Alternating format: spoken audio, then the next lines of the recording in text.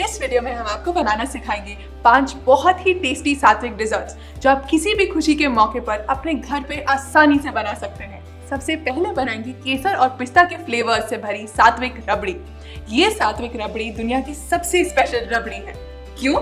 जानने के लिए देखते रहें। उसके बाद सिर्फ 3 इंग्रेडिएंट से बन जाने वाले कोको लड्डू जो गिफ्टिंग के लिए एक परफेक्ट ऑप्शन है। फिर हम बनाएंगे पाइनएप्पल चीज केक। ये वो चीज केक है जो हम हर किसी के बर्थडे सेलिब्रेशन पे बनाते हैं।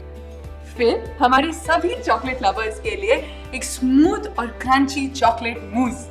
और आखिर में झटपट बन जाने वाली ठंडी ठंडी बहुत ही क्रीमी केसर मलाई कुल्फी।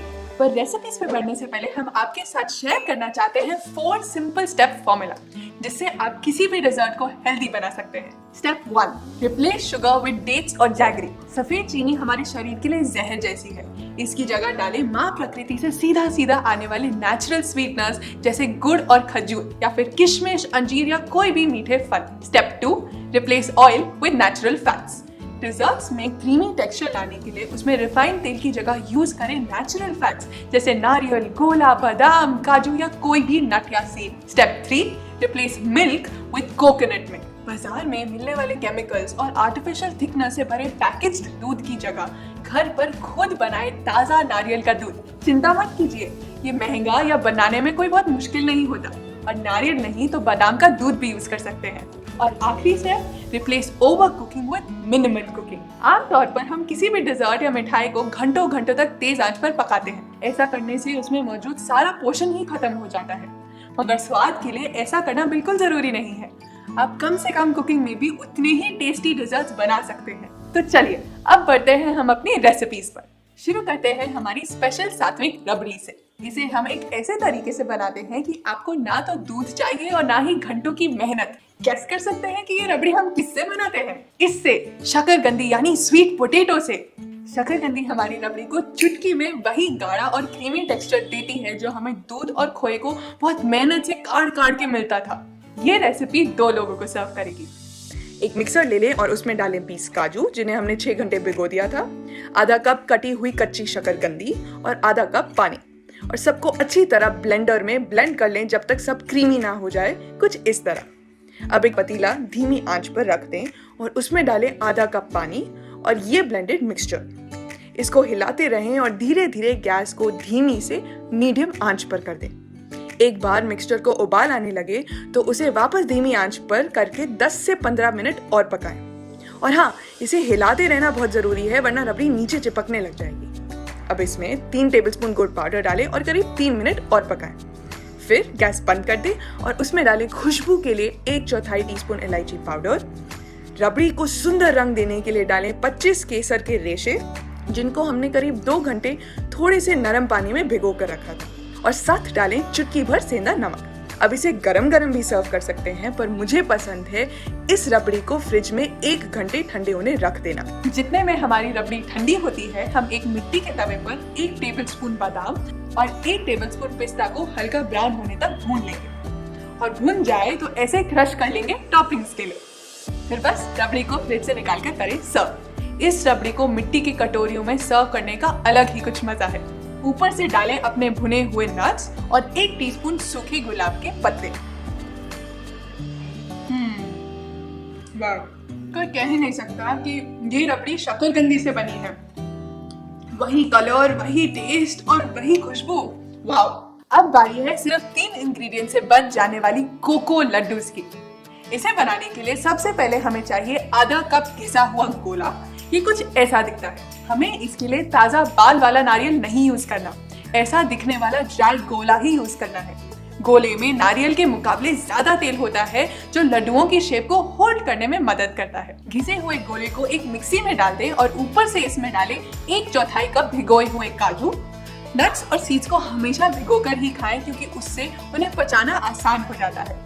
हमारा तीसरा और आखिरी इंग्रेडिएंट है आधा कप किशमिश। बस अब इन सबको तब तक ब्लेंड करें जब तक ये तीनों इंग्रेडिएंट्स अच्छे से पिस ना जाए। ज्यादा ब्लेंड नहीं करना है वरना मिक्सचर स्टिकी हो जाएगा। आखिर में स्पैचुला की मदद से मिक्सचर को एक बोल में निकाल लें और इस तरह हाथ से छोटे छोटे लड्डू बना लें। इन्हें घिसे हुए गोले से कवर कर लें। लीजिए, हो गए हमारे कोको लड्डू तैयार। ये रेसिपी आपको 8 से 10 लड्डू देती है। इन लड्डुओं की खास बात ये है कि आप इन्हें बड़े आराम से 5 से 6 दिन स्टोर कर सकते हैं। अगली रेसिपी पे बढ़ने से पहले हम आपको बताना चाहते हैं कि सात्विक फूड बुक अब हिंदी में भी अवेलेबल है। बहुत मेहनत और टाइम के बाद फाइनली हमने इस फूड बुक को हिंदी में ट्रांसलेट कर लिया, ताकि आप में से जो भी हिंदी में ज्यादा कंफर्टेबल है अब वो रेसिपीज बना सके और अपने कुक्स को भी बनाने के लिए दे सके। चलिए अब बढ़ते हैं हमारी अगली डेजर्ट पर, पाइनएप्पल चीज केक। ये रेसिपी हम हर बर्थडे और हर सेलिब्रेशन पे बनाते हैं। सच बताऊं तो 5 में से ये मेरी फेवरेट रेसिपी है और इसे बनाने के लिए हमें किचन में सिर्फ 15 मिनट लगते हैं। इस रेसिपी के 2 भाग हैं, केक का क्रस्ट यानी कि बेस और दूसरा इसकी क्रीमी और फ्रूटी चीज। क्रस्ट बनाने के लिए सबसे पहले मीडियम आंच पर एक मिट्टी का तवा रख लें। इसमें आधा कप पंपकिन सीड्स यानी कद्दू के बीज और आधा कप बादाम डालें। अब इन्हें धीमी आंच पे हल्का ब्राउन होने तक भूनें। ध्यान रहे कि ये जरा से भी ना जल जाए, वरना आपकी क्रस्ट में एक जला हुआ स्वाद आएगा। जब ये हल्के ब्राउन हो जाएं तो इन्हें एक मिक्सी में निकाल लें और इसमें डालें आधा कप भिगोए हुए खजूर बिना बीज के, 1/4 टीस्पून सेंधा नमक और ब्लेंड कर लें। क्रस्ट थोड़ा क्रम्बली ही होना चाहिए। अब इसे निकालकर साइड पे रख दें। चलिए अब बनाते हैं हमारा चीज। इसे बनाने के लिए एक मिक्सी में डालें 1 कप कटा हुआ पाइनएप्पल। इसके बाद डालें 1.5 कप भिगोए हुए काजू, इन्हें हमने 6 घंटे भिगो कर रखा था। 2 टेबलस्पून गुड़ का पाउडर, 4 खजूर बिना बीज के, आधा टीस्पून सेंधा नमक और 2 टेबलस्पून नींबू का रस। मेजरमेंट्स के लिए आप प्लीज प्रॉपर मेजरिंग कप्स और स्पून ही यूज कीजिएगा। अब बस इसे अच्छे से ब्लेंड कर लें। जब हमारा चीज अच्छे से ब्लेंड हो जाएगा तो उसमें ऊपर से डालें 1 कप बारीक कटे हुए पाइनएप्पल के टुकड़े। इन्हें हमने पहले नाइफ से एकदम छोटा छोटा काट लिया था और अच्छे से मिक्स कर लें। तो चलिए अब अपना चीज केक असेंबल करते हैं। हम इसके लिए ग्लास यूज कर रहे हैं, जिसकी एक सर्विंग 2 लोगों के लिए काफी होगी। सबसे नीचे हम सेट करेंगे इसकी क्रस्ट को हल्का हल्का नीचे की ओर दबा दें ताकि ये अच्छे से फिल हो जाए, मगर बहुत ज्यादा भी नहीं दबाना। अब ऊपर से डालें क्रीमी पाइनएप्पल चीज और इसे फ्रीजर में फ्रीज होने के लिए रख दें करीब 3 घंटे के लिए। 3 घंटे बाद इसको निकालें और टॉप करें इसे कुछ अनार से और ठंडा ठंडा सर्व करें। नेक्स्ट टाइम आपके घर कोई गेस्ट आए तो आप इसको जरूर उनके लिए बनाना और मेरा आपसे प्रॉमिस है कि वो आपसे इसकी रेसिपी जरूर पूछेंगे। चलिए अब बढ़ते हैं हमारी अगली रेसिपी पे, जो है चॉकलेट मूज। Chocolate mouse? नहीं, माउस नहीं, मूज। आप शायद सोचें अब ये मूज क्या होता है। मूज एक फ्रेंच डिजर्ट है जो आमतौर पर लोग बहुत सारी क्रीम, सफेद चीनी और अंडे से बनाते हैं, पर हमारा चॉकलेट मूज कुछ अलग है। क्या आप गेस कर सकते हैं हमारे मूज का मेन कंपोनेंट क्या है? सही जवाब है स्वीट पोटैटो। हाँ, इसे भी हमने बनाया है शकरकंदी से। तो एक स्टील के बर्तन में 2 मीडियम साइज की शकरकंदी को उबाल लें और ठंडा होने रख दें। फिर इसका छिलका निकालकर इसे अच्छे से मैश कर लें।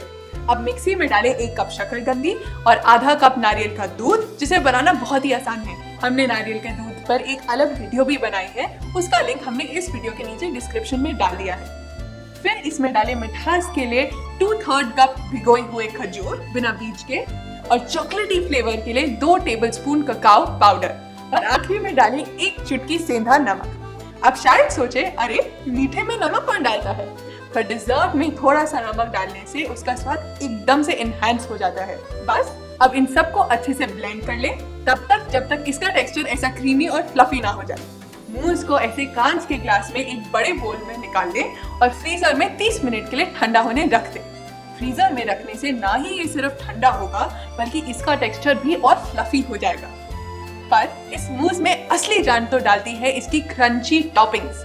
तो सर्व करने से पहले इसमें जरूर डालें 4 से 5 भुने और कटे हुए बादाम या अपनी पसंद के कोई भी नट्स और बस ठंडा ठंडा सर्व करें। ये रेसिपी 2 से 3 लोगों को सर्व करती है। आगे बढ़ने से पहले मैं आपसे पूछना चाहती हूँ कि वो कौन सी डेजर्ट्स हैं जिनका आप सात्विक वर्जन सीखना चाहते हैं। हमें नीचे कमेंट्स में लिख के जरूर बताएं। रुकिए, मगर पहले एक और रेसिपी बाकी है। हम डेजर्ट्स की वीडियो बनाए और उसमें आइसक्रीम ना डालें, ऐसा कैसे हो सकता है? तो चलिए बनाते हैं कोकोनट की क्रीमीनेस और पिस्ता की क्रंच से भरी ठंडी ठंडी केसर मलाई कुल्फी। इसके लिए सबसे पहले हमें चाहिए हमारी मलाई, यानी नारियल की मलाई। ये आपको किसी भी नारियल पानी वाले के पास मिल जाएगी। बस आपको उनसे मलाई वाला नारियल मांगना है। अगर आप उन्हें बोलेंगे तो वो ही आपको निकाल के मलाई भी दे देंगे। हमें इसका सिर्फ सफेद भाग इस्तेमाल करना है। ध्यान रहे कि आप इस पे लगी हुई ब्राउन स्किन को साफ कर लें। हमें कुल्फी के लिए सिर्फ 1 कप मलाई चाहिए। उसमें ऊपर से डालें आधा कप भिगोए हुए काजू, मिठास के लिए डालें 1/4 कप गुड़ का पाउडर, 4 खजूर, फिर इसमें डालें 1/3 कप नारियल का पानी। आप चाहे तो सादा पानी भी यूज कर सकते हैं। और आखिर में फ्लेवर के लिए डालें 10 केसर के स्ट्रैप्स, 1 चुटकी इलायची पाउडर और 1 चुटकी सेंधा नमक। बस अब इन सब को ब्लेंड कर ले और लो, हो गई आपकी घर पर बनी स्वादिष्ट केसर मलाई कुल्फी तैयार। अब इसे एक कांच या स्टील के बर्तन में निकाल ले और 30 मिनट के लिए फ्रीजर में रख दे। बस इतनी सी रेसिपी? हाँ, बस इतना ही। हमने बोला था ना कि ये सारी रेसिपीज बनाने में बहुत आसान है। जब कुल्फी अच्छे से जम जाए तो इसको एक चम्मच की मदद से एक छोटे कटोरे में निकाल ले और ऊपर से क्रंच के लिए डाले भुने और कटे हुए पिस्ता और सूखी गुलाब की पत्तियां। इनका हरा और गुलाबी रंग आपकी कुल्फी को और भी सुंदर बना देता है। हमारे घर पर बच्चों से लेकर बड़े सभी को ये कुल्फी बहुत पसंद है। गर्मियों के महीनों में तो ये हर हफ्ते हमारे घर एक बार तो बनती ही। तो अगली बार जब भी आपके घर पर कोई सेलिब्रेशन हो या आपका कुछ मीठा खाने का मन करे तो ये रेसिपी जरूर ट्राई करिए। और अगर आपको ये रेसिपीज पसंद आई और आप ऐसी और हेल्दी रेसिपीज सीखना चाहते हैं तो हमारी वेबसाइट से सात्विक फूड बुक आज ही ऑर्डर करें। इसमें मिलेगी आपको सूप, सैलेड्स और मेन कोर्स से लेकर स्मूदीज, आइसक्रीम्स और डिजर्ट्स तक की डिलीशियस सात्विक रेसिपीज। और अगर आप सात्विक लाइफस्टाइल के बारे में और जानना चाहते हैं तो हमारी अगली वर्कशॉप जरूर अटेंड करें जिसमें आप इस लाइफस्टाइल की डिटेल नॉलेज ले सकते हैं। और अगर आप ऐसी और वीडियोस देखते रहना चाहते हैं तो यहाँ क्लिक करें। अभी के लिए इतना ही, हम आपसे जल्द वापस मिलेंगे।